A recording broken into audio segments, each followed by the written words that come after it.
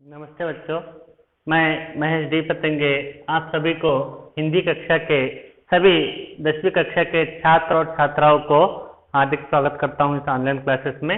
बच्चों, हम पिछले कक्षा में भाग 1 में पाठ 4 अभिनव मनुष्य, जो आपके लिए 3 अंक के लिए आ जाएगा एग्जाम में, तो उस पाठ को हमने स्टार्ट किया था। जो कविता है, नाम है अभिनव मनुष्य, जिसके कवि है रामधारी सिंह दिनकर जी।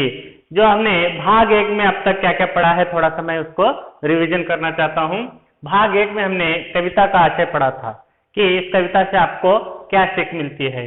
फिर दूसरे पॉइंट पर हमने कवि परिचय का संक्षिप्त परिचय हमने पा लिया है। तीसरे बिंदु पर हमने पद्य के कठिन शब्दार्थों के अर्थ जान चुके हैं और फोर्थ बिंदु पर कविता वाचन करने के बाद फिफ्थ बिंदु भावार्थ में हमने पहला पंक्ति का भावार्थ हमने जान चुके हैं। तो एक बार फिर से मैं आपको पंक्ति 1 का भावार्थ बताकर फिर आपको दूसरे पंक्ति की ओर भावार्थ के लिए जा सकते हैं। तो यहाँ पर एक बार मैं पहले पंक्ति पढ़ रहा हूँ, पेज नंबर है 26। आप उसे अपने टेक्स्ट बुक निकाल कर देखेंगे तो आपको भी सरलता से समझ में आ जाएगा। यहाँ पर पाठ 4 कविता अभिनव मनुष्य, कवि रामधारी सिंह दिनकर जी। आज की दुनिया विचित्र नवीन, प्रकृति पर है सर्वत्र विजय पुरुष आसीन। है बंधे नर के करों में वारी विद्युत भाप, हुक्म पर चढ़ता उतरता है पवन का ताप। है नहीं बाकी कहीं व्यवधान, लांग सकता नर सरित गिरि सिंधु एक समान। ये रामधारी सिंह दिनकर जी ने आधुनिक मनुष्य के बारे में बताते हुए कविता के पहले पंक्ति में कहा है कि आज मनुष्य जो है, आज की दुनिया कैसी है? आज की दुनिया, आज का विश्व विचित्र है और नवीन भी है, अनोखा भी है, नया भी है। किस लिए? उसके बारे में यहाँ पर कवि दिनकर जी कहते हैं आज की दुनिया। कवि दिनकर जी इस कविता के द्वारा यह संदेश देना चाहते हैं कि आज के मानव ने प्रकृति के हर एक तत्व पर अपना विजय प्राप्त कर लिया है। मनुष्य आज इस प्रकृति के हर एक तत्व पर, हर एक क्षेत्र में अपनी विजय प्राप्त कर ली है। विजय प्राप्त कर उस पर अपना हुक्म जमा कर बैठा है, उस पर आसीन होकर बैठा है। जो उसके हुक्म पर वारी विद्युत भाप, जल विद्युत और भाप उसके हुक्म पर चलते हैं और रुकते हैं, उसके हुक्म का पालन करते हैं, उसके आज्ञा का पालन करते हैं। उसके हाथों में बंध चुके हैं, उसके हाथों में वो बंध चुके हैं। आज के मानव के हाथों में प्रकृति बंधित हो चुकी है, उसके ऊपर विजय कर मनुष्य उसके ऊपर आसन होकर बैठा है। उसी के हुक्म पर है बंधे नर के करों में, नर यानी मनुष्य के करों में सब कुछ बंद है, उसके मुट्ठी में सब कुछ आज बंद होकर बैठे हैं। कोई रुकावट नहीं है, उसे कोई रोकने वाला नहीं। लांग सकता नर सरी गिरि सिंधु एक समय ने, एक लांग में, एक कदम में वो एक समुद्र को लांग रहा है, एक पर्वत को लांग रहा है, एक समुद्र को, नदी को, सबको एक समान से लांग रहा है। उसकी कोई रुकावट नहीं है, कोई बाधा नहीं है। इस तरह से कवि रामधारी सिंह दिनकर जी ने अपनी पहली पंक्ति में बहुत सुंदरता से आधुनिक मनुष्य के आविष्कारों के बारे में, आधुनिक मनुष्य के विविध यंत्रों के बारे में, यहाँ पर साधनों के बारे में, भौतिक साधनों के बारे में सुंदरता से वर्णन करते हुए यहाँ पर कवि आगे बढ़ेंगे हम दूसरे पंक्ति की ओर। बच्चों, अब पहले पंक्ति का हमने संक्षिप्त सारांश देख लिया है।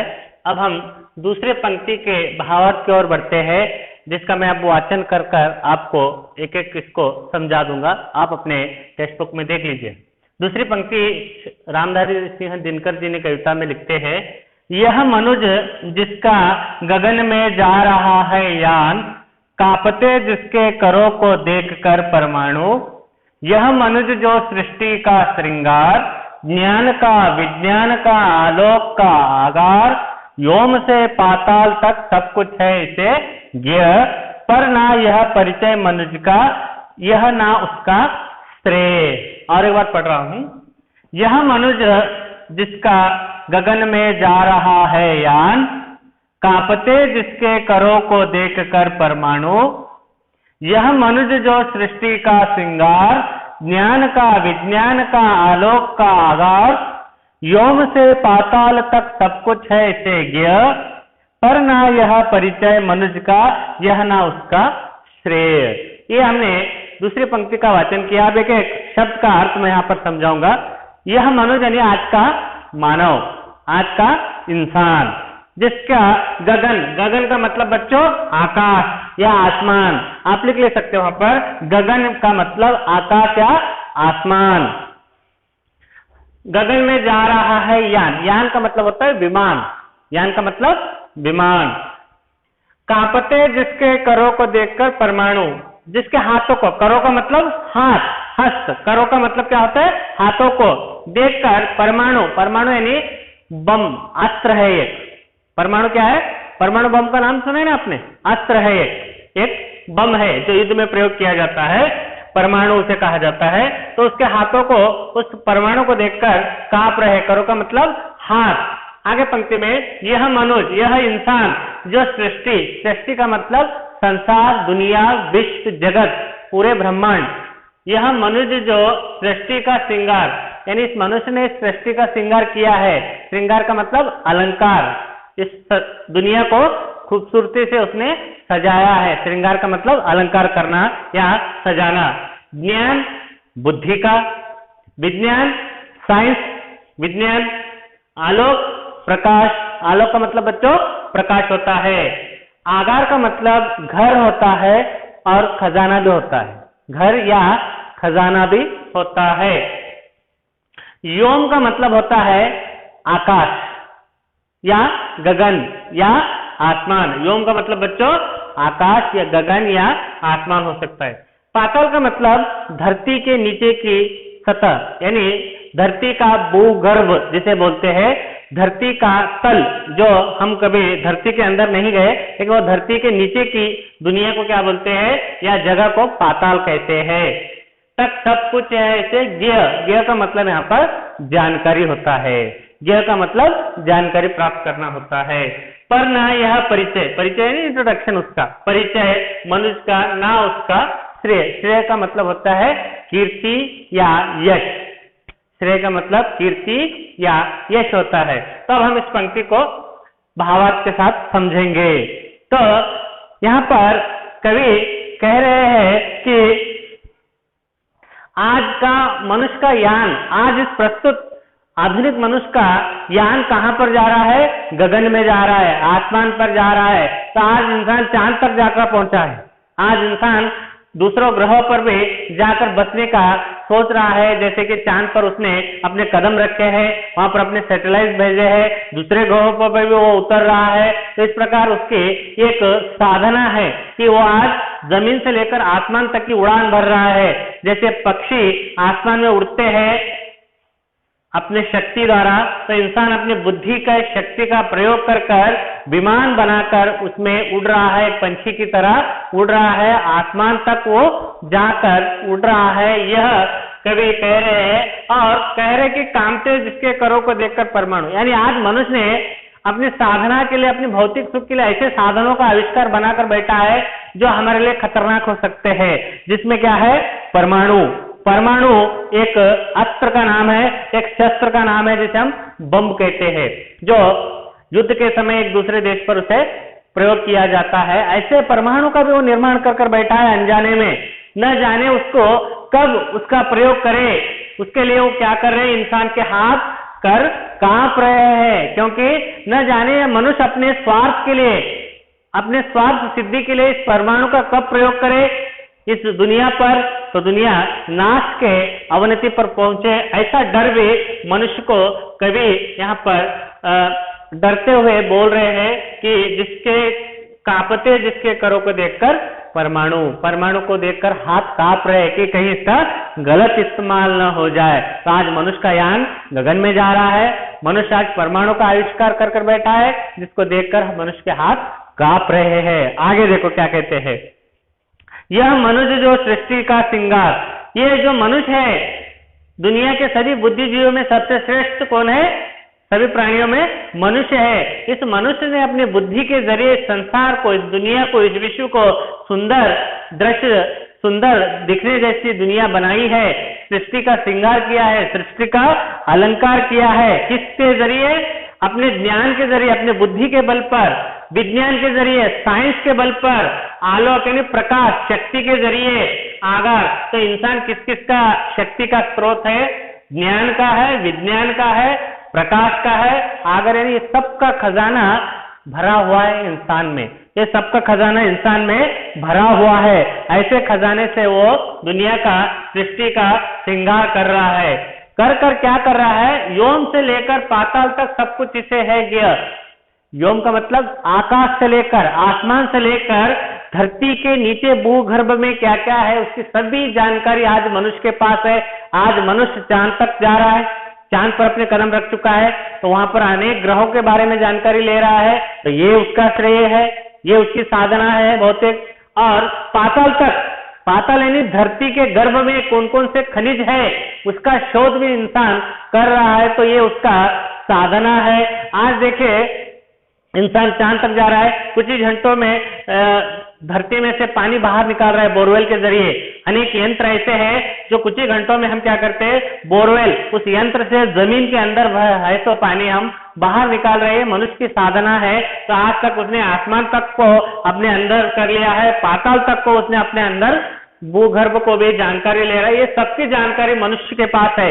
आज के आधुनिक मनुष्य के पास इस सबकी जानकारी है, पर ना यह परिचय मनुष्य का, यह ना उसका श्रेय। ये परिचय नहीं है, असल में उसकी परिचय ये नहीं है। इंसान के असल में वास्तव में परिचय उसका नहीं है, ना ही ये उसका श्रेय है। श्रेय का मतलब यश, कीर्ति। उसकी सही कीर्ति क्या है, सही यश क्या है, ये आगे पंक्ति में कवि यहाँ पर बता रहे हैं। दूसरे पंक्ति में कवि बताने की कोशिश कर रहे हैं कि आज के इस मनुष्य का वायुयान आसमान में उड़ रहा है, परमाणु भी मानो मनुष्य को, करों को देखकर कांप रहे हैं। यह मनुष्य जो जगत, संसार, विश्व को अलंकार, सुंदरता से अलंकार किया है, ज्ञान, बुद्धि का, विज्ञान का, आलोक का, प्रकाश का आगर, बहुत बड़ा खजाना इसके अंदर छुपा हुआ है। आकाश से लेकर धरती तक, भूगर्भ तक सब कुछ इसे जानकारी है यहाँ तक। परंतु कैसी एक विडंबना है कि उसने स्वयं को नहीं पहचान पाया। ये स्वयं को, मनुष्यत्व को नहीं पहचान पाया, अपना श्रेय क्या है उसको नहीं पहचाना। ये सब इसने किया है धरती को सुंदर बनाने के लिए, लेकिन ये उसका श्रेय नहीं है, ये उसका यश नहीं है। तो आगे कवि दूसरे पंक्ति में क्या कहते हैं? यहाँ पर पहले पंक्ति का भावार्थ हमने जान लिया, दूसरे पंक्ति का भावार्थ जान लिया। अब तीसरे पंक्ति की ओर बढ़ेंगे हम। तीसरे पंक्ति का भावार्थ इस प्रकार से है, पहले मैं वाचन कर रहा हूं, आप अपने टेक्स्ट बुक में देख लीजिए। श्रेय उसका बुद्धि पर चैतन्य उर की जीत, श्रेय मानव की असमित मानवों से प्रीत, एक नर से दूसरे के बीच का व्यवधान, तोड़ दे जो बस वही ज्ञानी, वही विद्वान, और मानव भी वही। अंत में कह रहे हैं कवि, श्रेय उसका बुद्धि पर चैतन्य उर की जीत, श्रेय मानव की असमित मानवों से प्रीत, एक नर से दूसरे के बीच का व्यवधान, तोड़ दे जो बस वही ज्ञानी, वही विद्वान, और मानव भी वही। यहाँ पर तीसरे पंक्ति में कवि रामधारी सिंह दिनकर जी अब दो पंक्ति में मनुष्य क्या क्या भौतिक साधना किए हैं, जैसे वो आज जल, विद्युत, भाप पर अपना हुक्म जमा कर बैठा है, नदी, समुद्र, पर्वत को एक समान लांग रहा है, उसका यान गगन में जा रहा है, परमाणु भी उसके, परमाणु को देखकर उसके हाथ कांपने लगे हैं, डरने लगे हैं। सृष्टि का श्रृंगार किया है इसने, ज्ञान का, विज्ञान का, आलोक का आगर है मनुष्य, व्योम से पाताल तक सब कुछ है इसे ज्ञानी, धरती से लेकर आसमान तक की सब जानकारी मनुष्य रख रहा है, लेकिन ये उसका श्रेय नहीं है। तो असली श्रेय क्या है मनुष्य की? ये सब दो पंक्ति में उसके आविष्कारों के बारे में बताया गया है। ऊपर के दो पंक्ति में आज के आधुनिक मानव के, नवीन मानव के अनेक भौतिक साधनाओं को बताया गया है, यानी उसके सुख के प्राप्ति के लिए किए गए आविष्कार। अब मनुष्य के सुख के आविष्कार, भौतिक आविष्कार का मतलब, आज हमें ठंड बज रही है तो गर्मी के लिए एक मशीन है, बटन दबाते हमें गर्मी महसूस करने लगते हैं। अगर हमें सर्दी हो रहा है, गर्मी हो रहा है तो ठंड के लिए एक मशीन बनाए, ये मनुष्य के आविष्कार है। अगर ठंड बज रही है, गर्मी के लिए एक मशीन बनाए हैं, वो मनुष्य का आविष्कार है। आज मनुष्य घर बैठे एक बटन पर, रिमोट पर पूरी दुनिया को कंट्रोल कर रहा है, घर बैठे ही अपने रिमोट पर कंट्रोल कर रहा है, इंटरनेट का प्रयोग कर रहा है, मोबाइल का प्रयोग कर रहा है। नए नए आविष्कार इसके भौतिक साधना है, उसके सुख के प्राप्ति के लिए बनाए गए भौतिक साधनाएं हैं, लेकिन ये मनुष्य की असली पहचान नहीं है। मनुष्य की असली पहचान कवि रामधारी सिंह दिनकर अंतिम के पंक्ति में मनुष्य की सही पहचान के बारे में यहाँ पर बता रहे हैं। यहाँ पर शब्दों को देख लो बच्चों, तो आप वहां पर नोट कर लो। श्रेय का मतलब यश, श्रेय का मतलब यश या कीर्ति। बुद्धि का मतलब उसकी मति, इंसान की मति या बुद्धि। चैतन्य का मतलब जीवित या हमारा हृदय का मन, मन रहता है ना, मन या आत्मा भी कह सकते हैं हम। चैतन्य सजीव। उर का मतलब हृदय, उर का मतलब हृदय। श्रेय मानव के असीमित, यानी कोई सीमा नहीं उसकी, असीमित। सीमित यानी एक दायरे में आ जाता है, सीमित यानी एक दायरे में आ जाना, एक चौखट में आ जाना। असीमित यानी उसको कोई दायरा ना हो, वो असीमित है, उसकी कोई सीमा नहीं है। प्रीत यानी प्रेम। एक नर, नर का मतलब मनुष्य, मनुष्य। दूसरे के बीच यानी एक दूसरे के बीच का व्यवधान, रुकावट, रुकावट। एक मनुष्य के दूसरे मनुष्य के बीच में जो जो रुकावटें आती है, या वो अमीरी गरीबी हो, या जाति भेदभाव का हो, या ऊंच नीच का हो, ये एक दूसरे के रुकावट है। तोड़ दे बस वही ज्ञानी, ये सब जो तोड़ दे वही ज्ञानी कहलाएगा, वही विद्वान कहलाएगा, वही सही मानव भी कहलाएगा। तो यहाँ पर कवि दिनकर जी अपने कविता के अंतिम पंक्तियों में बताने का प्रयत्न कर रहे हैं। कवि कहते हैं कि वास्तव में मनुष्य का परिचय क्या है? धरती पर विजय पाना, नदी समुद्र पहाड़ पर विजय पाना, आसमान से गगन तक सब जानकारी रखना, परमाणु को बना लेना, सृष्टि का श्रृंगार करना, ये सब मनुष्य की असली पहचान नहीं है। मनुष्य के ये सही अस्तित्व की पहचान नहीं है। अस्तित्व की सही पहचान तीसरे पंक्ति में बता रहे से उसके जिसने बुद्धि पर चैतन्य उर की जीत, चैतन्य यानी मन पर अपने बुद्धि की जो उपयोगिता करता है वो सीमित रहती है। मेरे लिए ही बनाना है, इस देश के लिए बनाना है, लेकिन हृदय के, मन के, भावनाओं की कोई सीमा नहीं रहती है। जो इंसान बुद्धि पर जीता है उसने धरती पर अपना सब हुक्म बनाकर बैठा है, नदी पर्वत पहाड़ पर सब अपना हुक्म जमा कर बैठा है, ये उसकी जीत नहीं है। सही जीत क्या है? उसके हृदय पर जीत होना, उसके मन पर जीत होना, तभी वो सही मानव कहलाएगा। सही में उसकी जीत है, बुद्धि पर जीत उसकी जीत नहीं है। सही जीत क्या है? उसके मन को जीत लेना, उसके हृदय को जीत लेना। मनुष्य के हृदय को जीतना ही उसकी सही जीत है। यहाँ पर कवि बोल रहे हैं श्रेय तो जीत कहाँ है, उसका यश कहाँ है? असीमित मानवों से प्रीत, एक दूसरे मानव से हमें प्रेम करना चाहिए, भाईचारे से रहना चाहिए, बंधुत्व से रहना चाहिए, स्नेह भाव से रहना चाहिए, तो ये मानव की असली जीत होगी। आज हम चांद पर जा रहे, चांद पर हम घर बना रहे, लेकिन हमारे घर में लोग कैसे हैं, हमारे आसपास के लोग कैसे हैं, हम नहीं जानते, उनका परिचय हमें नहीं है। लेकिन चांद का परिचय हम दुनिया को दे रहे हैं, लेकिन हमारे घर में जो सदस्य है, परिवार के लोग हैं, उनकी सही पहचान नहीं, तो ये सही इंसान का श्रेय नहीं है। श्रेय कब है? वो चांद पर भी परिचय पाले और अपने परिवार का भी परिचय पाले, तो सभी उसका श्रेय होता है। ये बुद्धि की जीत है चांद पर जाना, परिवार के साथ भाईचारे के साथ रहना वो चैतन्य की जीत है। तो सही परिचय यहाँ पर है, मिलजुल कर रहने में है, भाईचारे में है, बंधुत्व में। सही जीत चांद पर जाना नहीं, सही जीत भाईचारे के साथ रहने वाला, जिसमें कोई सीमाएं नहीं है, प्रेम की कोई सीमाएं नहीं है, बंधुत्व भाईचारे की कोई सीमा नहीं है। आज एक देश दूसरे देश से बंधुत्व के साथ रहता है, देश देश में सभी एक साथ रहते हैं, तो उसकी कोई सीमाएं नहीं है। ऐसी जीत चाहिए हमें, ना कि बुद्धि की जीत। हमें चाहिए असीमित मानव से प्रीत, हम एक दूसरे मानव से प्रीत करना सीखे। श्रेय उसका है जिसने असीमित मानव से प्रेम किया है।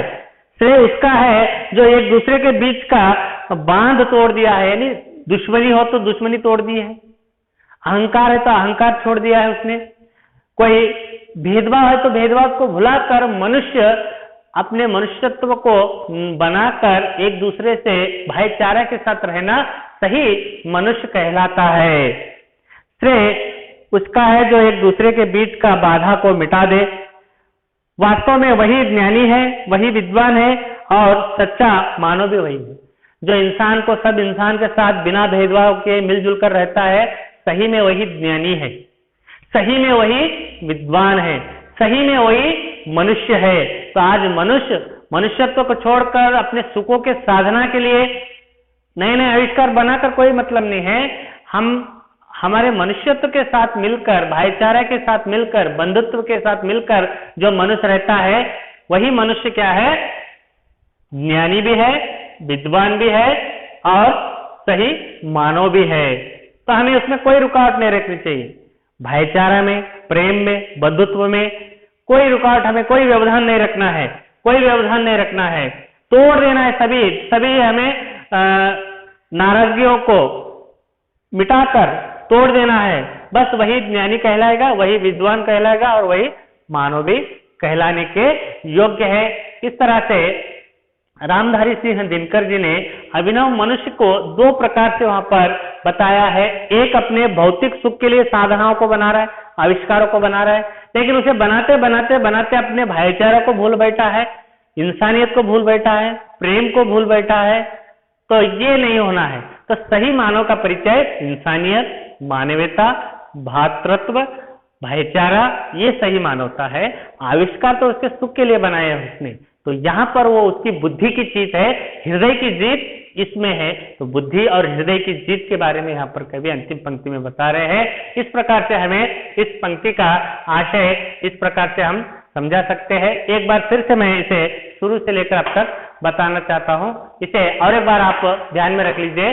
तो बच्चों, एक बार पूरे कविता का सारांश एक बार बता रहा हूँ। आपको पूछा जाता है प्रश्न, प्रकृति पर विजय पुरुष आसीन, इस पंक्ति का आशय समझाइए। तो ये 3 अंक के लिए आने की संभावना रहती है। या मानव का सही परिचय क्या है, ये एक प्रश्न आने की संभावना रहती है। इसको छोड़कर और एक प्रश्न पूछने की संभावना रहती है कि आधुनिक मनुष्य के कविता का सारांश अपने शब्दों में लिखिए। आधुनिक मनुष्य कविता का या अभिनव मनुष्य कविता का सारांश अपने शब्दों में लिखिए। ये 3 प्रश्न बहुत ही आपके लिए एग्जाम के दृष्टि से इंपॉर्टेंट है। आपको मैं बताऊंगा कि कैसे उसको याद रखना है। सबसे पहले, प्रकृति के हर एक तत्व पर विजय पुरुष आसीन, यानी प्रकृति के हर एक तत्व पर मनुष्य अपना हुक्म जमा कर बैठा है। वारी विद्युत भाप है, नदी है, पर्वत है, पहाड़ है, तो वो सभी उस मानव के हुक्म पर, आदेश पर चलते हैं और रुकते हैं। सभी उसके आदेश का पालन करते हैं। जैसे मानव के हुक्म पर नदी, सागर, पर्वत, जल, पवन, भाप, विद्युत चलते और रुकते हैं या चढ़ते या उतरते हैं बोलकर आपको लिखना आना चाहिए। उसके बाद आज उसका यान गगन में जा रहा है। तो पहले पंक्ति में क्या कह रहे हैं कवि कि मानव आज प्रकृति के हर एक तत्व पर अपना विजय जमा कर बैठा है, विजय पुरुष होकर बैठा है। जल उसके हाथों में है, विद्युत उसके हाथों में है, भाप उसके हाथों में है, नदी, सागर, पर्वत, ये सब उसको एक समान लाग रहा है, उसको रोकने वाला कोई नहीं, कोई रुकावट नहीं है बोलकर एक पंक्ति में हो गया। तो दूसरे पंक्ति में कह रहे हैं उसका यान कहाँ पर जा रहा है, आज मनुष्य का यान गगन में जा रहा है। पंछी की तरह वो उड़ रहा है आकाश में, उसका यान गगन में जा रहा है, कोई रुकावट नहीं है उसको। और इस दुनिया को उसने सुंदरता से श्रृंगार किया है। और परमाणु भी उसके करों को देखकर कांप रहे, परमाणु का आविष्कार कर चुका है वो, लेकिन उसको भी वो देखकर उसके हाथ कांप रहे हैं। और इस दुनिया में सबसे बुद्धिजीवी मनुष्य है, उस मनुष्य ने इस दुनिया का श्रृंगार किया है, इस दुनिया का सृष्टिकर्ता बना है। तो उसने इस दुनिया में ज्ञान से, विज्ञान से, आलोक के इस शक्ति का खजाना बन चुका है। इसके जरिए इसने इस दुनिया की शक्ति का शक्ति का प्रयोग कर कर इस दुनिया को सुंदरता से बनाया है, लेकिन ये उसका श्रेय नहीं है। सही में मानव का श्रेय नहीं है पानी पर विजय पाना, भाप पर विजय पाना, विद्युत पर विजय पाना, नदी समुद्र पर्वत पर विजय पाना, ये सब उसका श्रेय नहीं है। आकाश से लेकर पाताल तक सब कुछ जानकारी रख रहा है, ये उसका श्रेय नहीं है। सृष्टि का श्रृंगार किया है, ये उसका श्रेय नहीं है। तो ये सब उसके भौतिक सुखों की साधना है, वास्तविक परिचय नहीं है। तो वास्तविक परिचय मनुष्य का क्या है? श्रेय उसके बुद्धि पर चैतन्य और की जीत, यानी उसके हृदय की जीत सही जीत है, बुद्धि की जीत नहीं है। वो मानव जो एक दूसरे से प्रेम करे, एक दूसरे से बंधुत्व रखे, वही सही मानव कहलाएगा, ये उसका श्रेय कहलाएगा बोलकर यहाँ पर कवि अपने पंक्तियों में कह रहा है। तो आपको 3 प्रश्न आने की संभावना रहते हैं। एक, जैसे मैंने बताया, विजय पुरुष, जैसे कि प्रकृति पर है सर्वत्र विजय पुरुष आसीन, ये आ सकता है। या मानव की सही पहचान, मानव की सही पहचान के लिए आपको यहाँ पर नीचे पेज नंबर 27 पर दिया है पाठ का आशय, वो आंसर आप लिखेंगे तो भी सूक्त रहेगा। यहाँ पर पढ़ रहा हूं मैं। इस पद्य भाग में वैज्ञानिक युग और आधुनिक मानव का विश्लेषण हुआ है। कवि दिनकर जी इस कविता द्वारा यह संदेश देना चाहते हैं कि आज के मानव ने प्रकृति के हर एक तत्व पर विजय प्राप्त कर ली है, परंतु कैसी विडंबना है, विडंबना यानी एक दुविधा, विडंबना है कि उसने स्वयं को नहीं पहचाना, अपने भाईचारे को नहीं समझा। प्रकृति पर विजय प्राप्त करना मनुष्य की साधना है। मनुष्य मानव के बीच का स्नेह का बांध बांधना मानव की सिद्धि है। जो मानव दूसरे मानव से प्रीत का रिश्ता जोड़कर आपसी की दूरी मिटाए, वही मानव कहलाने का अधिकारी होगा। यानी मानव ये सब आविष्कारों का कर मानव नहीं कहलाएगा। सही मानव कौन कहलाएगा? जो एक दूसरे के बीच का व्यवधान तोड़ दे, एक दूसरे के बीच की दुश्मनी तोड़ दे, एक दूसरे बीच के भेदभाव को तोड़ दे, और मानव की अस्मित मानव से प्रीत, यानी उसमें कोई सीमा ना हो, मानव के प्रीत की कोई रुकावट ना हो, तो एक दूसरे से भाईचारा से, बंधुत्व से, प्रेम से जो मानव रहेगा वही सही मानव कहलाने योग्य है बोलकर कवि यहाँ पर अपने कविता में कह रहे हैं। तो ये 3 प्रश्न आपको एग्जाम की दृष्टि से आपको ध्यान में रखना है। सही परिचय और प्रकृति पर आसीन पुरुष का पंक्ति का आशय, और एक इस कविता का सारांश क्या होगा बोले तो आप इस मध्य दृष्टि से आप इन 3 प्रश्नों को अच्छे से समझ लेना है। और यहाँ पर ये इतना होने के बाद 1 अंक के प्रश्नों को हम यहाँ पर देखेंगे।